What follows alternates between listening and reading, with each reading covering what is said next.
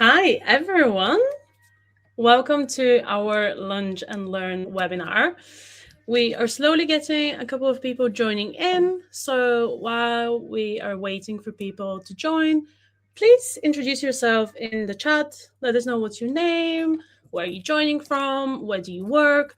I'd love if the next 45 minutes that we have together, it's kind of like a good opportunity for you to connect with other marketers in the charity sector. It's always really interesting seeing what kind of charities do we have in the room. And yeah, this today's topic is quite interesting. It's marketing in the era of the social lurker. And it kind of was inspired by the fact that a lot has happened since 2010 when social media first came around, from a place that perhaps started because people wanted to stay connected to their friends and family. It feels like now it's a place that you follow random people's lives and maybe brand accounts. So a lot has changed in the last 16 years, and it's time to talk about this. So over the next 30 minutes, I will walk you through some realizations that we've had at Social for Good, where I work, around the way that things have shifted and changed in the way people engage with us on social media. And it may feel like the first 5-10 minutes of this talk, it's maybe a little bit depressing and a little bit sad, but stay with me. I promise that towards halfway through, and especially towards the end, I've saved you some really juicy solutions and advice on how to overcome this new shift on social media. But yeah, let's have a look. Who do we have in the room so far? We have philanthropy and communications coordinator. We have volunteer marketing, environmental and community charity, really a good range of people in the room. So I'm quite excited to do this with you guys.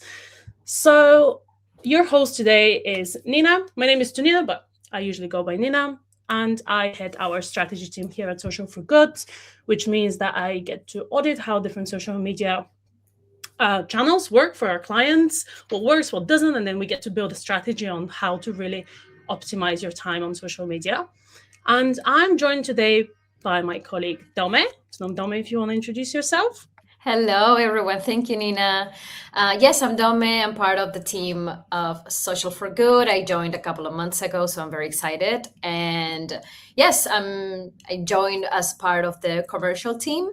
So I'm working across the accelerator program and, of course, across the rest of our services. So very excited to be supporting Nina for today's webinar. I'm going to be monitoring as well the comment section. So after Nina starts, if the questions start to come up, just leave them in the comment section and we're going to address them at the very end of the webinar. Thank you for being here.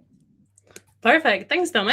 So as you can see on this picture, it actually feels a little bit outdated because we're now a team of 14, but we're really, really interesting social media agency. We have a range of specialists in the team, ranging from trainers, social media managers, data analysts, influencer campaign managers, graphic designers. If it has something to do with social media, we probably have a specialist in the agency working on that. And we really specialize in working just with purpose-driven brands.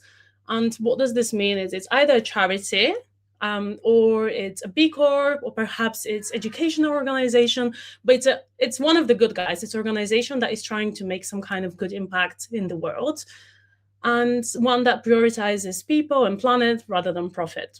So there's two things that we're on a mission to do when it comes to our work, and that is to help organizations that are doing something good in the world to really maximize and amplify this on social media through ethical marketing, but also strategic marketing, and to also make social media a good place to be because it could feel quite dark sometimes. So in terms of what you can expect today, I want to tell you a little story of where this idea for this talk was born, marketing in the era of the social lurker.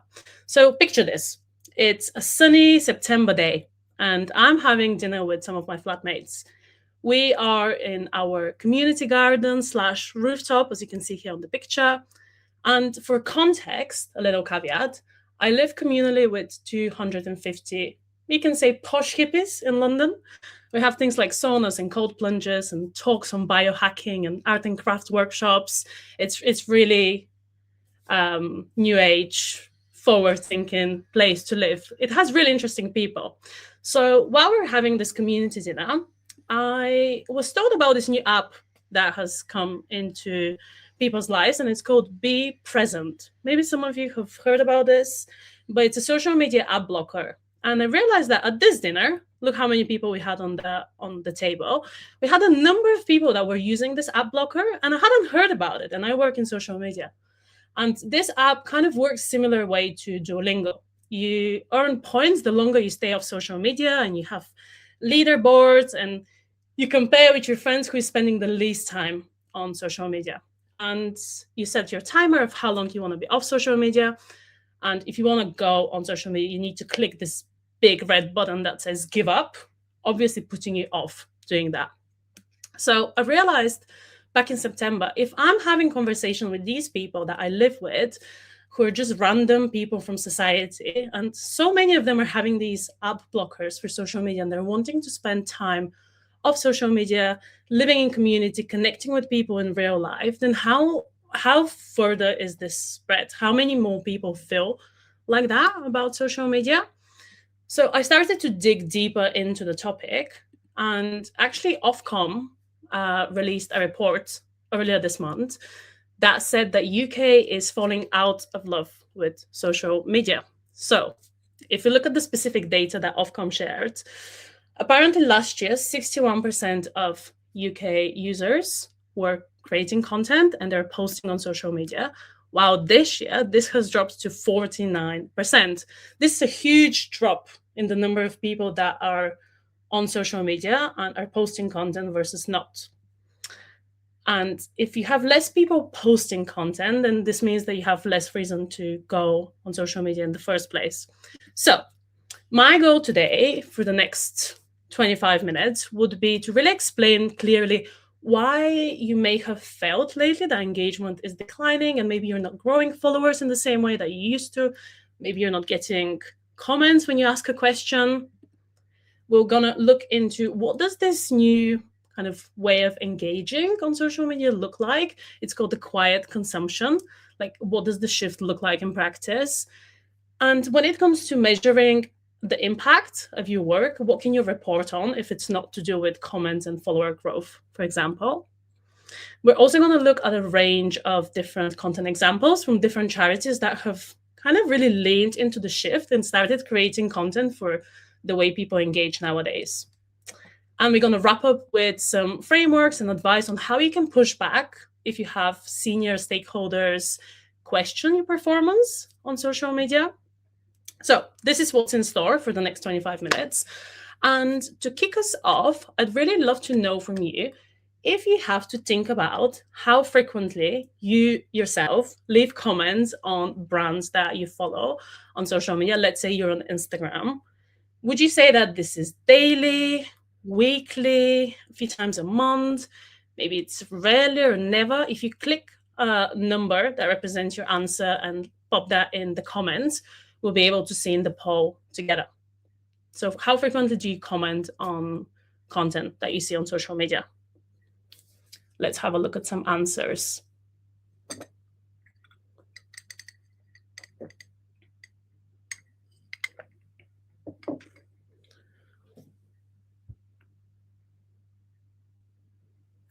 Okay, I can see slowly people are adding comments. It's a real mix, but we can see that rarely is so far dominating the board.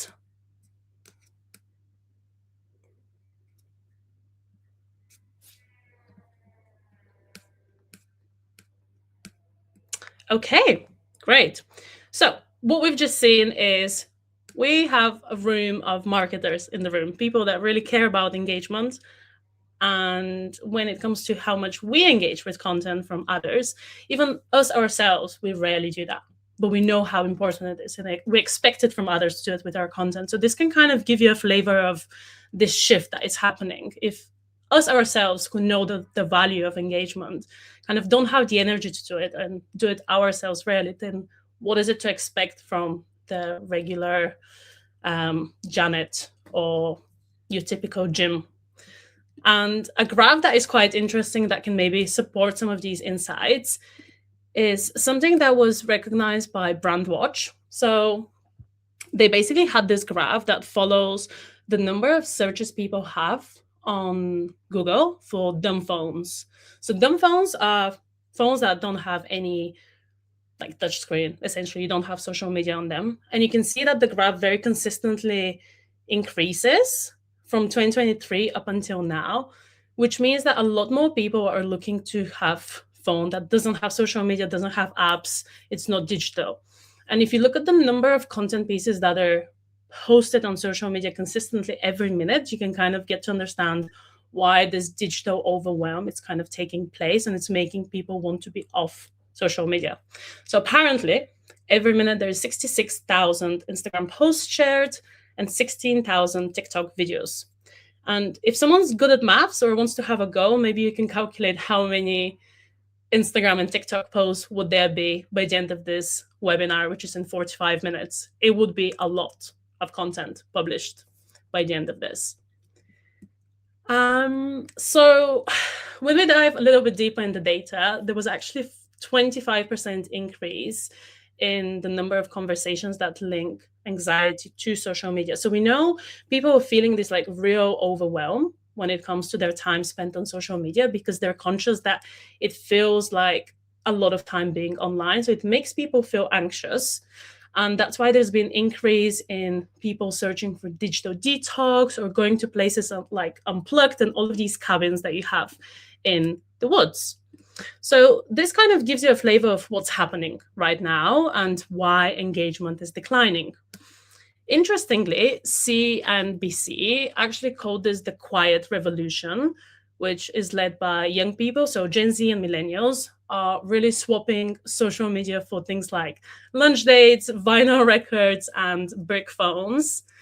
And the Business Insider actually said that being offline is the new luxury. And maybe you've noticed this from yourself or from people in your circle that some people are on social media breaks. They're trying to spend less time on social media because of the addiction that a lot of us are kind of going through with our phones.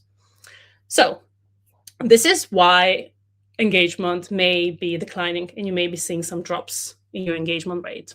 Now, let's have a look at what does quiet consumption actually look like? What does this new way of engagement look like on social media? So the data suggests, as of 2026, that there is a drop in the number of comments that people are leaving on brand accounts. So there's 24% less comments left on TikTok and 16% less comments on Instagram. Okay, cool. People are leaving a lot less comments on these accounts, these channels. However, they're actually sharing content a lot more. So there's been such a sharp increase in the number of shares that you get on your content on TikTok, 45% increase from last year. This is huge. And then you have 12% increase in shares on Instagram, which is also really impressive. So what does this data tell us then? It tells us that it's not that people have disengaged with social media altogether, but they've changed how they engage. It's not the visible engagement that we used to get on social before, like getting followers and getting comments.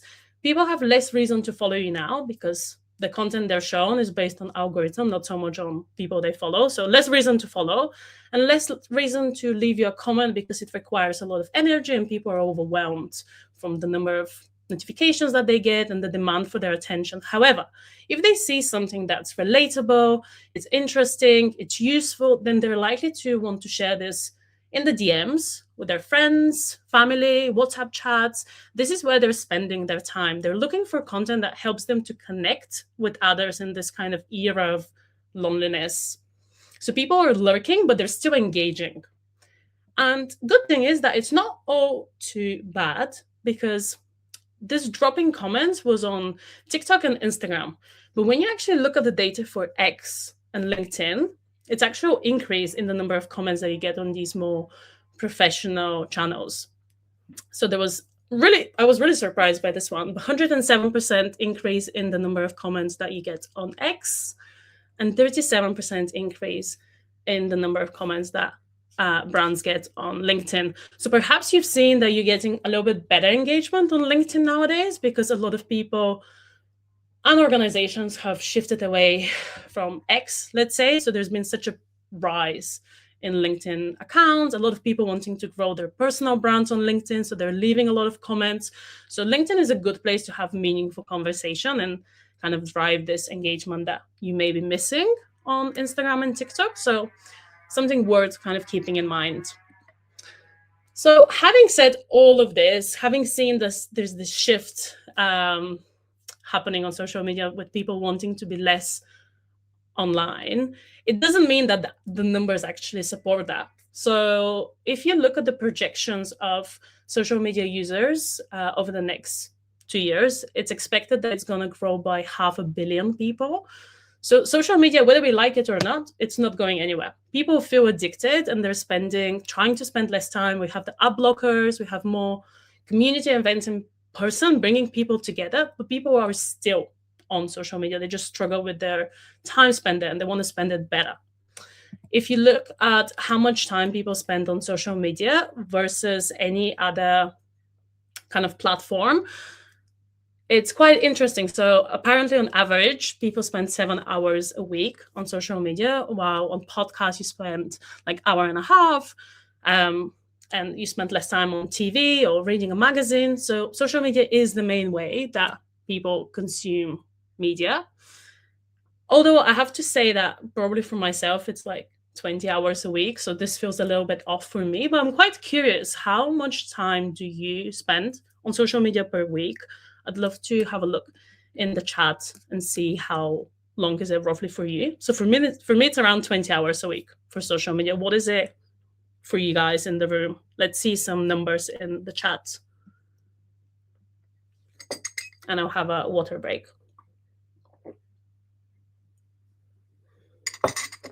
Dome, how much time do you spend on social media while we're waiting for people to join? Around 4 hours a day. I know. You can tell we work in social media. Oopsies. I know. Callum is spending 10 hours a day. I hear you, Callum. This feels very relatable. So when I saw these 7 hours a week, I was like, oh, this must be nice. 6-7 hours a week. Okay, interesting. So a couple of people, this feels relevant to them. 6-7 hours a week. This is really good. So now is spending 5 hours a day, mainly on LinkedIn. Okay, 3-4 hours a day. Okay, so it's a real mix. Probably the people that work in social media, you get to spend a lot of time on social media because it's your job. And those that are maybe in more comms roles, that it's not so much to do with marketing, you probably are lucky enough to spend less time. Okay, so let's have a look at a couple of examples of what does quiet consumption look like in practice. What we have here is, I'm going to play you shortly a TikTok video by the British Heart Foundation. And it essentially has this Hannah Montana song. And in the Hannah Montana song, you have obviously beats to the song. And it tells you that you can actually do CPR if you play the song and you follow the beats. Quite good content base. Let's hear quickly the Hannah Montana song. 82, this is something you can do. Pop it, lock it, polka dot it, country, fighting, hip hop it. Put your heart in the sky, move side to side, jump to the left. Okay, that's enough Hannah Montana for today. So if you look at the engagement that this content piece has received, you can see that there's only 3 comments, 40 people have saved this, and 123 people have shared this with someone. So what does this tell you? It's the quiet consumption. So people are not really leaving comments, but they're like, oh, this is useful. I'm going to save this and maybe use it in the future. Or they're sending it to friends and family because they feel like, oh, you may need this at some point. This is useful. So they want to share it. Another example of a great piece of content is this one by the National Trust.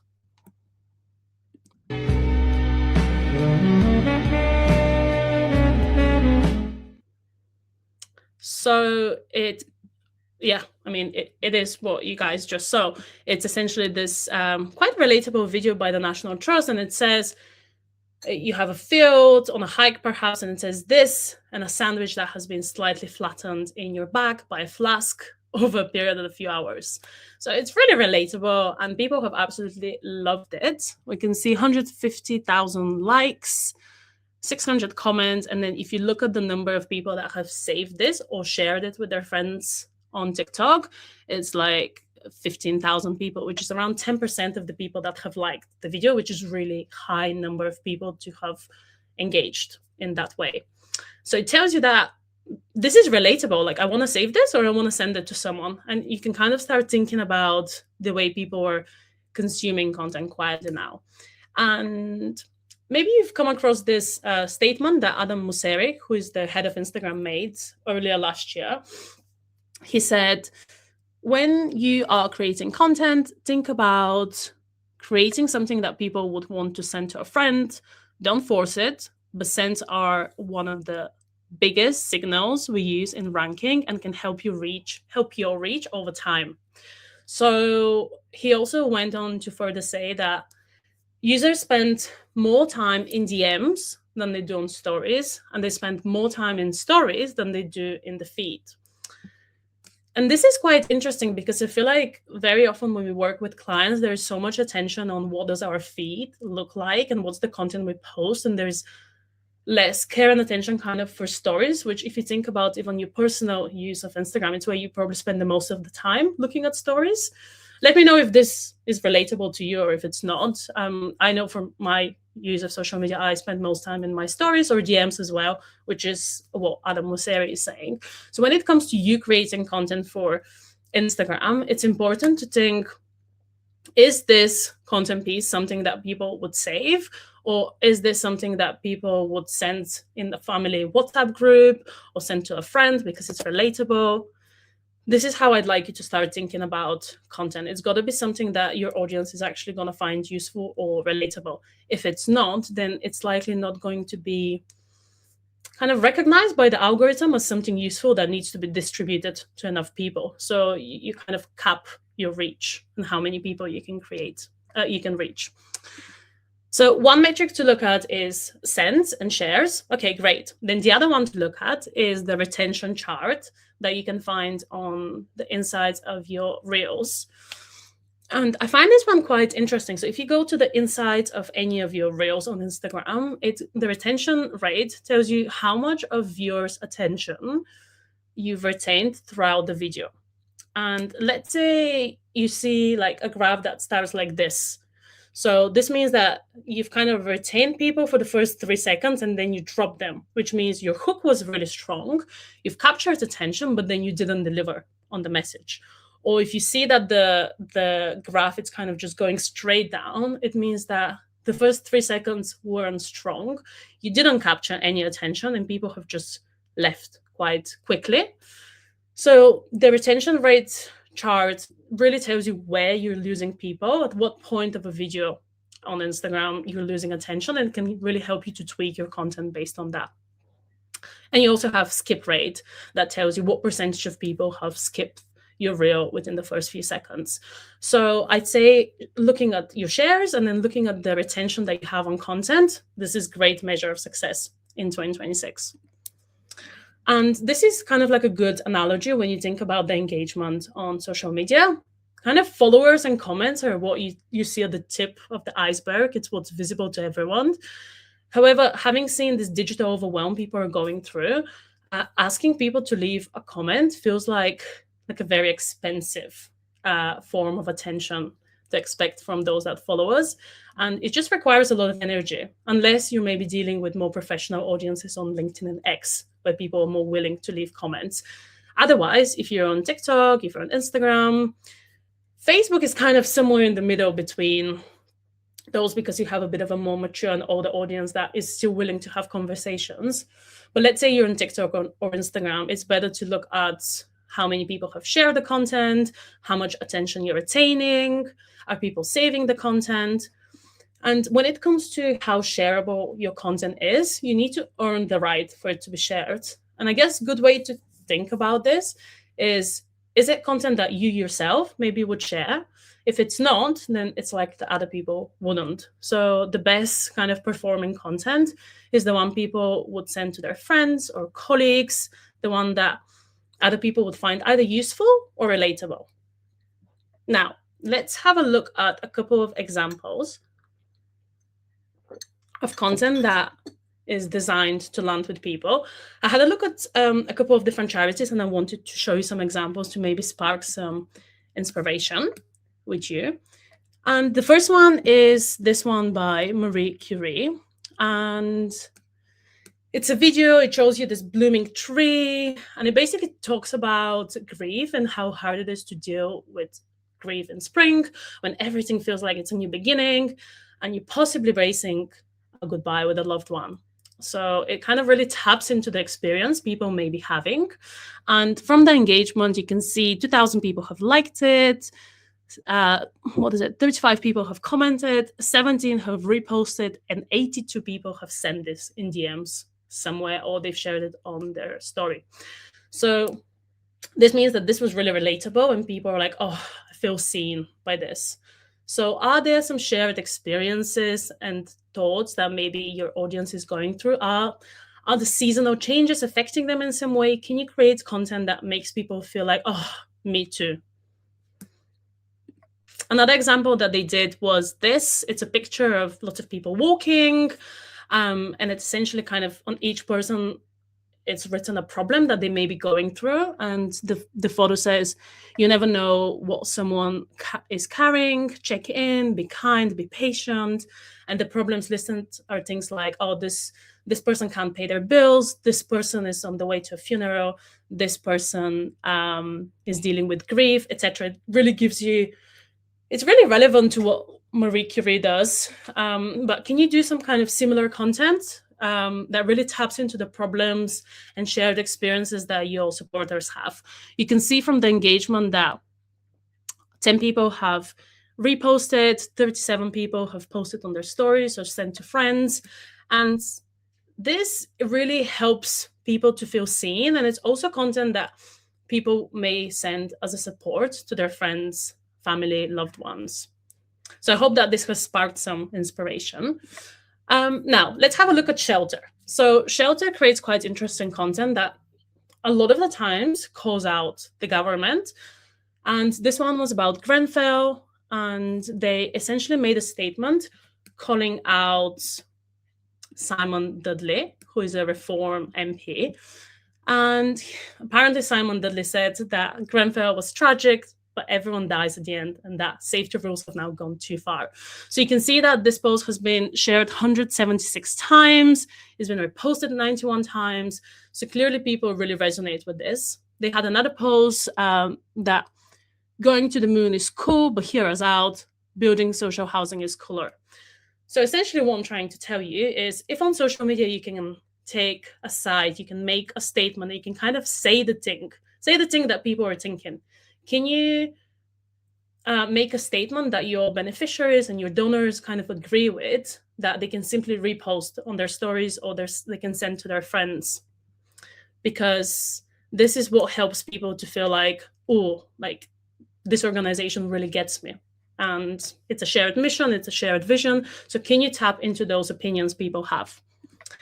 Another example is Young Minds. They're really good at sharing these graphics where they say kind of really relatable statements. Like, for example, it's okay not to know how to feel happiness after years of survival. And we can see that 80 people reposted this, 111 people posted this on their stories. So people are really resonating with this simple message of encouragement. They had another one, which was a statement.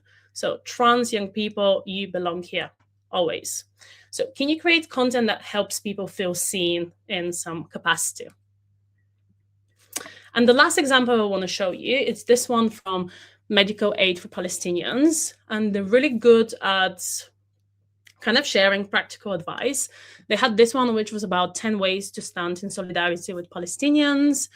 And you can see from the engagement, 366 people reposted this or shared it on their stories, sent it in DMs. 275 people posted this on their profile, they reposted it. So sharing advice, it's really good. It works for people. They want to distribute that and they want to share with their friends and family and be useful for others. They also share a lot of statements and updates of kind of what's happening in the news. And they had this one, which was, it's been 6 months since the ceasefire, kind of here's what's happening. So when it comes to your content, make sure that you share content that's helpful, it's useful, maybe it's some updates of what's happening in the industry, but you're kind of helping people to stay up to date with the news. Actually, one more piece of content to share with you as an example of great content. We have this one from the National Trust, and it's on LinkedIn. I wanted to share something from LinkedIn as well. And they have this way of kind of sharing lighthearted, but really relatable to the type of content they create content. So here they had, it's cold. Do you A, retire to bed like a Victorian and hide under 7 duvets? B, refuse to turn your camera on because you're trying in vain to warm your numb fingertips by cradling a pot of tea? Or C, you can't answer this because you're frozen. So super low barrier to engagement with this. And we can see from the comments, kind of 10% of the people that liked, left comment or reposted. And if you kind of click on the comments, it's not just people saying ABC, although they've made it really easy to just do that. It's people actually having meaningful, real conversations. So when it comes to your content, can you create content with really low barrier to engagement? Whether that's a poll, whether that's kind of ABC type of question, maybe it's a trivia style question. Can you lower the barrier to engagement and kind of give people the answers that would speed up the engagement?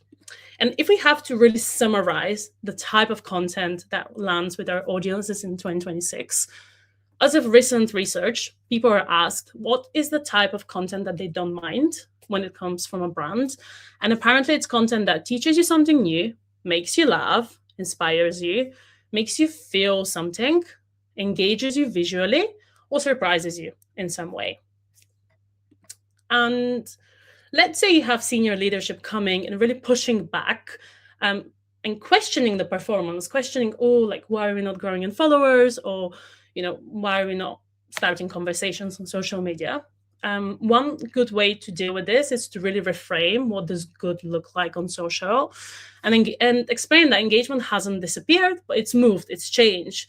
There's less comments left on social media, especially on Instagram and TikTok, but people now engage quietly. They consume content quietly and they spend time in their DMs. So we're creating content that's shareable, that's relatable.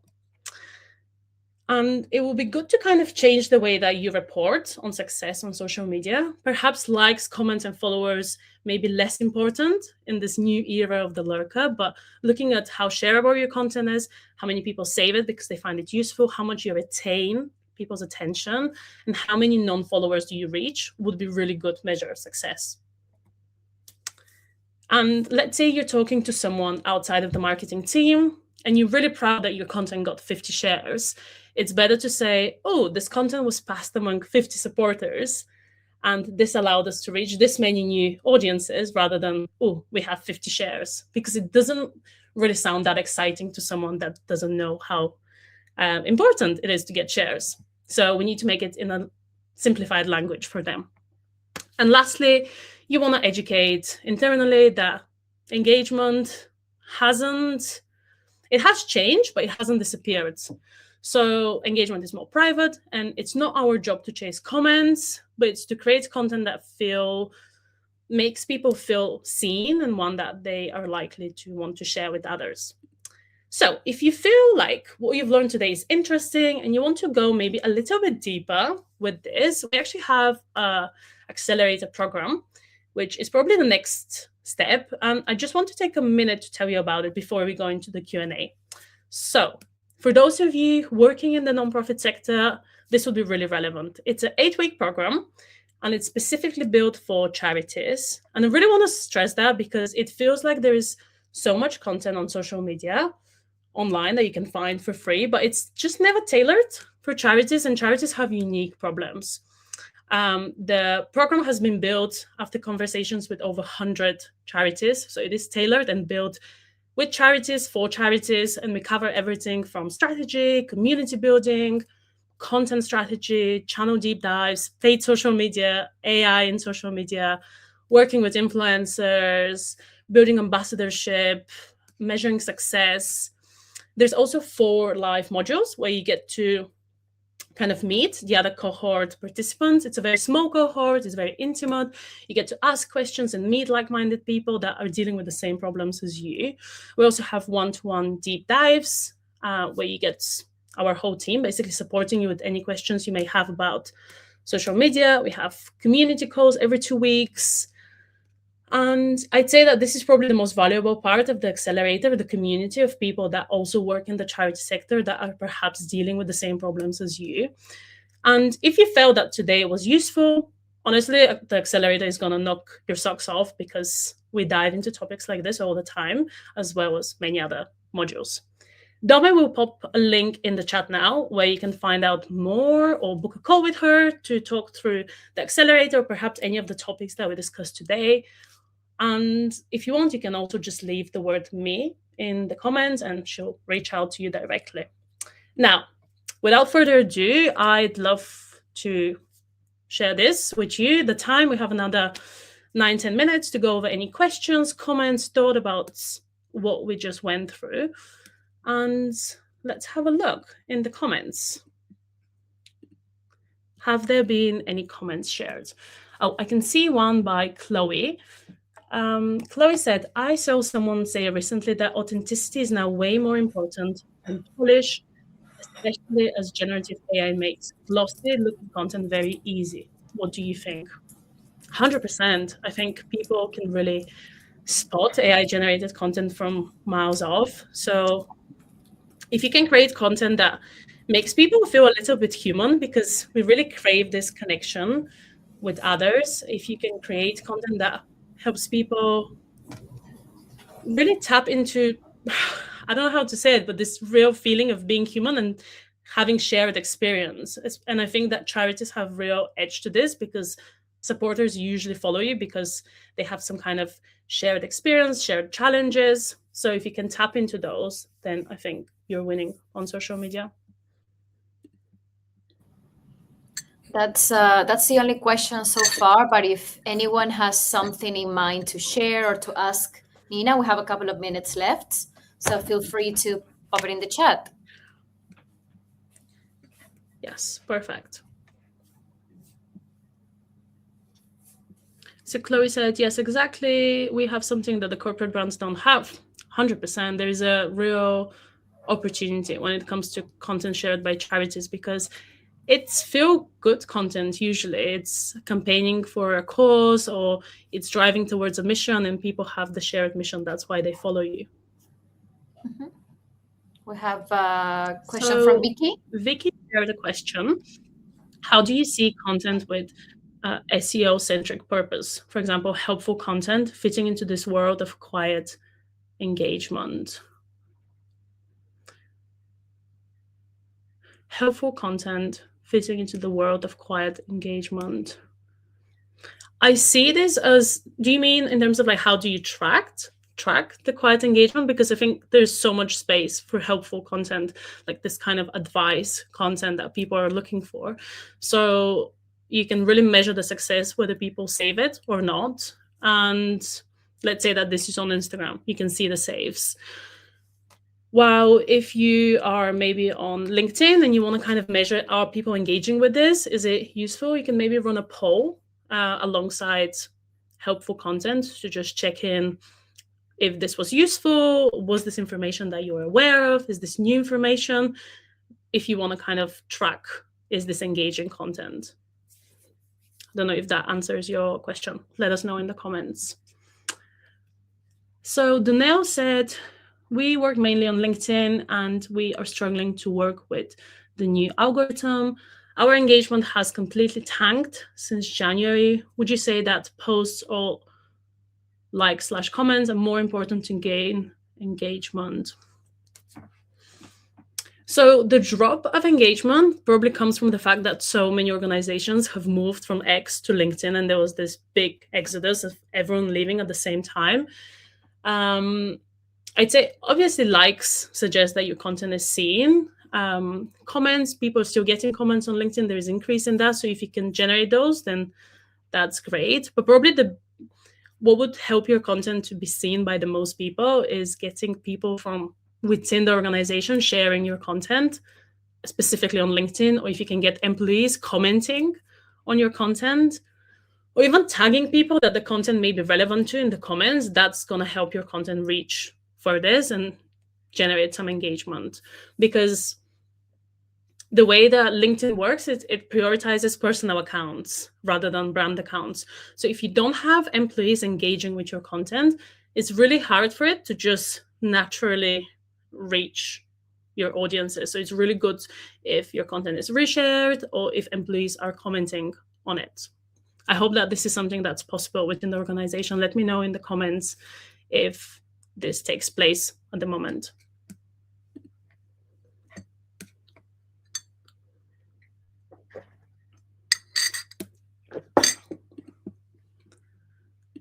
So Vicky came back in the chat and her question was around SEO content. Kind of how does SEO get affected by helpful content? How do we measure the success of that? And Vicky said, for example, content that we've created for people to find because they're using TikTok for search. How do we also make it shareable? You would kind of hope that if it's useful, helpful content, that people would want to share it. It's really hard to comment on this without knowing what the content is. But you can kind of have two different approaches to this. It's either content that's helpful that they can come back to, so they'll save it. So that's one type of engagement. Or it's content that's relatable and it's like, oh, me too. Or people kind of exhale and they feel seen and they want to send it to a friend that maybe shares the same experience or thoughts or feelings. So it's relatable, then it's shared. So it depends which feeling do you want to drive, then you have different measure of success. So Danae is saying that when it comes to employees within the organization, they're trying to push colleagues to interact with content more. This is great. I hope that this works internally. We have more and more of our clients really launching employee advocacy programs, and we go and train a lot of organizations to just inspire not just the senior leadership team, but also the whole organization to see the value of building your own personal brand and how does this support the wider mission of the organization. So we actually have really good webinar on our website on this that we did with Alicia Williams, who is the social media expert at Amnesty International. It's on our website, and if you want to kind of dive deeper into getting more of your employees on LinkedIn, creating content, engaging with your content, I'd really recommend watching that. I don't know if we have time to find it, Dom, and pop it in the chat. Yeah, it's I think it was back in February that we did it. I'm leaving the link for you to go back and see the recordings of our previous webinars in our website in the chat. Perfect. Thanks, Dome.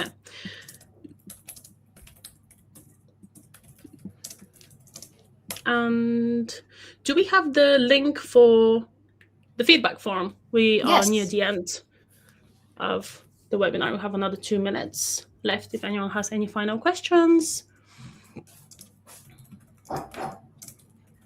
And if not, we'd love if you can just very quickly answer whether you found this webinar useful or not. We do one a month and we keep learning. We recently started using StreamYard, so we'd love to know whether you like this format of hosting the webinars and whether you found the topic interesting and whether we can do something better next time to make it more useful for you.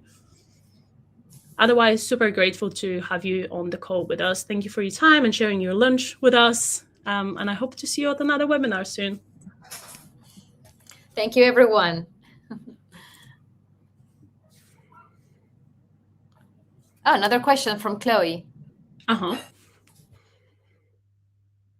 Do the trends that you speak of mostly apply to Instagram or TikTok? You mentioned this a little bit, but just checking.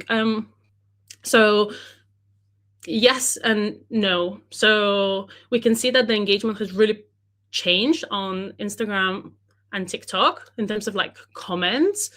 and the increase in shares. But I'd say probably on LinkedIn, you still get comments. That's still a good place to engage. And I don't know whether people share that much on LinkedIn, so you'd probably just get more conversations. So it's kind of opposite to each other because you have different audiences. So there's just different trends on the different channels. But yeah, probably on the whole, mostly it applies to the place where you have your regular, just general public audience rather than professional audiences. Awesome. Thanks, everyone. Hope to see you at future webinars. The next one is about repurposing content. And we have this really cool framework called COPE. COPE with content, COPE with social media. It's at the end, it's the last Monday of next month. So it would be an interesting one to join, and you can sign up from our website.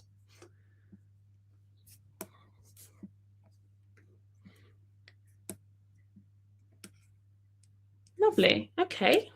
Well, we can wrap up the webinar. Thanks, everyone. Have a lovely rest of your day.